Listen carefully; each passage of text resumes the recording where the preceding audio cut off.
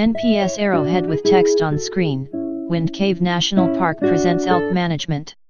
Park map. Welcome to Wind Cave National Park, a park with a problem. Transition to elk herd. As recently as 2010, over 900 elk resided in the park, but unfortunately, this was at least twice as many elk as the 28,000-acre park was able to support, and the problem was getting worse every year.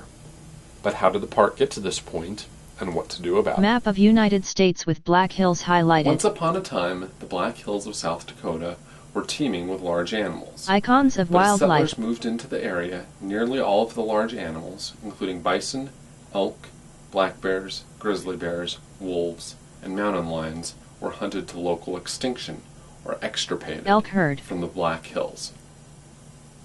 As conservation movements gained ground around the turn of the 20th century, people began to look for places to reintroduce so-called charismatic large game animals. The wide-open prairies of the newly created Wind Cave Park National map. Park proved promising ground on which to reintroduce certain species. Unfortunately, charismatic in those days meant safe, Elk cute, bull. and tasty.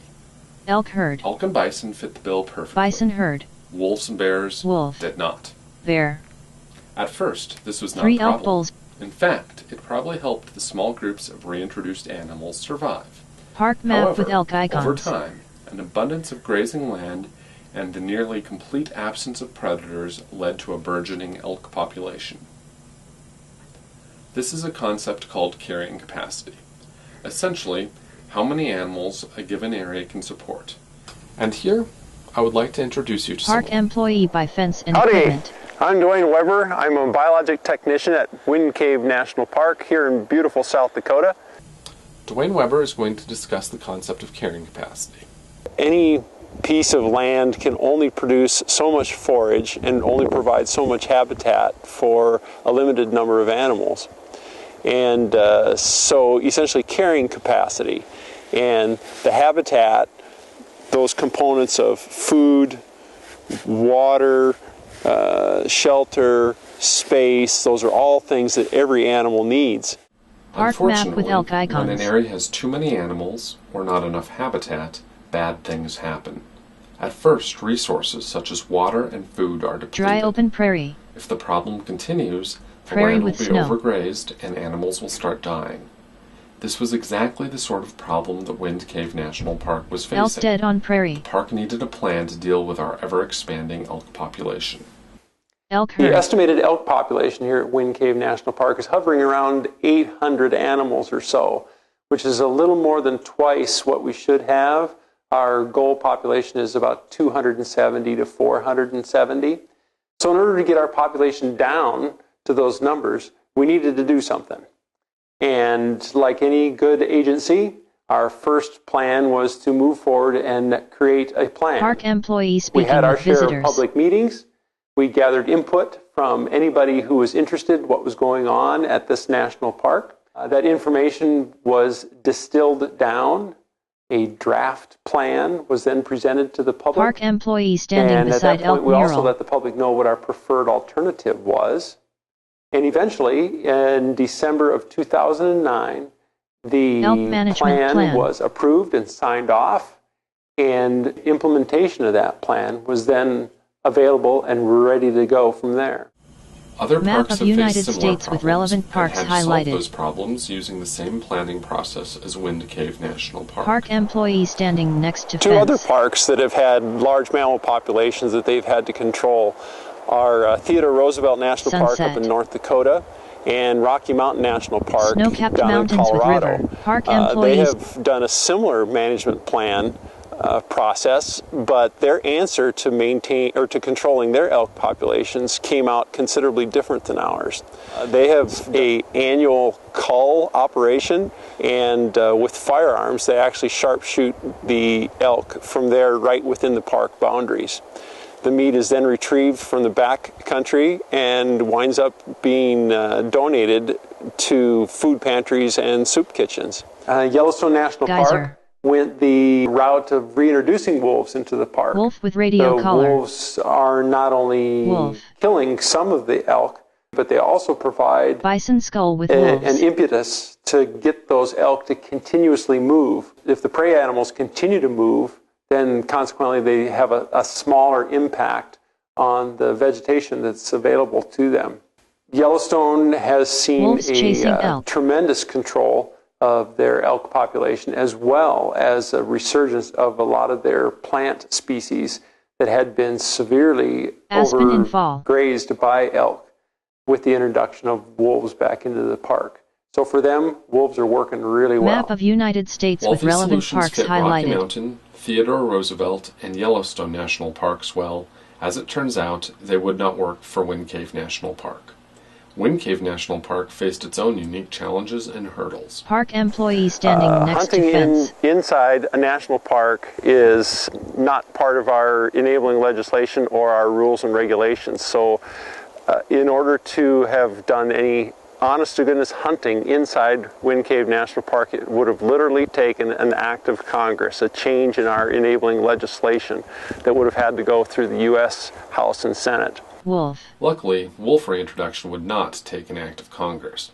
Nevertheless, what worked at Yellowstone National Park could not work for Wind Cave National Park. Park employee standing next You to have to fence. take in consideration the incredibly large area, Map of Yellowstone literally and surrounding area with thousands, Wind hundreds Cave of map thousands of overlap. square miles that the Yellowstone ecosystem has that they were able to utilize as part of the reintroduction of wolves.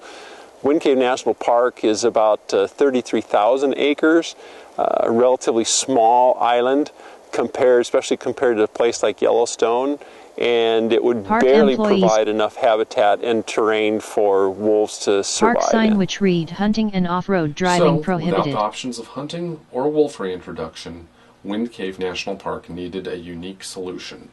Park The employees. option that was chosen after the analysis for the Wind Cave Elk Management Plan, the option that we chose, the most viable option, most cost-effective option, as well as the most acceptable option to the people, was the installation of Elk Jump Gates. This is one of the Elk Jump Gates that's already been installed and has been in operation for a little over a year. In its open position right now, elk can easily move in and out of the park. The idea is that elk regularly move out of the park in the early spring in order to calve, that the elk that are out of the park, once they've calved, we can close those gates, holding those animals outside the park, right on through the fall hunting seasons that take place on the surrounding public and private lands, and that the hunters during those fall seasons are the ones that will help us control our population. There have now been 16 of these elk jump gates installed along the western boundary. Park employee The adjusting fence has fences. been rebuilt, reinforced to a full 7-foot height. The spring of 2011 was our first chance to fully use our elk jump gates. We were hopeful that several hundred elk would leave the park through our elk jump gates and that we would then be able to close those gates in late June, locking a large number of animals Elk out. hopping fence gate. That did not happen. We had 100, perhaps 150 animals out of the park when we closed the gates in late June. But on the encouraging side, once the gates were in the closed position, at no time did we have any of the elk that had been essentially closed out of elk the park. hopping fence gate. At no time did we have any evidence that any of those elk found their way back into the park, breached the fence in any location. So Park as employees. a first test for the elk gates and for the new elk fence, I think it's been a success. Helicopter chasing elk In the near herd. future, we will likely add hazing to our late winter, early spring operations to push a larger number of elk out of the park, because that's their normal time to leave anyway. And that with a larger number of elk out of the park, we will again close the gates in late June and hold those animals out of the park for the spring, summer, and through the fall hunting seasons, where a larger number of them hopefully will be taken by hunters, thus helping us with our population. Ending credits with park ranger standing at fence and text on screen. Elk Management, Editor, Narrator, Director, Graphic Design Matthew Chavarsky, Biological Science Technician, Wildlife, Dwayne Weber, Camera Equipment, Producer, Ted Firkins, Production Assistant Lindsay Heinrich, Technical Consultant Jane Weiss, Executive Producer, Tom Farrell, Still Photography, Rocky Mountain National Park, Theodore Roosevelt National Park, Wind Cave National Park, Yellowstone National Park, NPS Photos John Good, Jim Pico, R. Robinson, Music Jan Khan.